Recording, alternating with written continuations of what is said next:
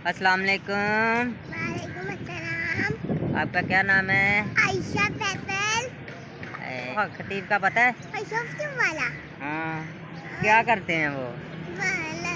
कैंची से काट के। कैंची से काट के दम कैसे करते हैं?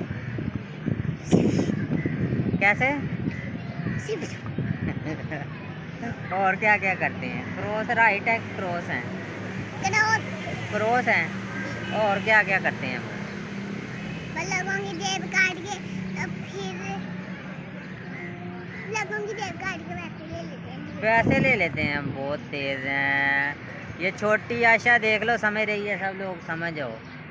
अल्लाह के सिवा कोई मुश्किल कुशा नहीं है। आशा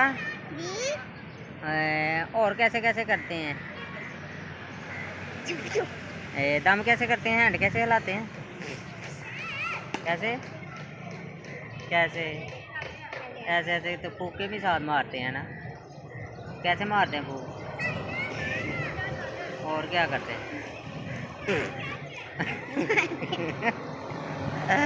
अच्छा, कैसे मारते हैं?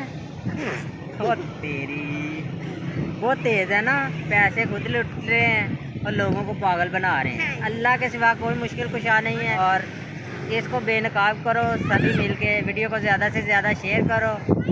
तो ओके, बाय बाय, अल्लाह हाफिज़। मिलते हैं अगली वीडियो में। अगली वीडियो तक के लिए अल्लाह हाफिज़।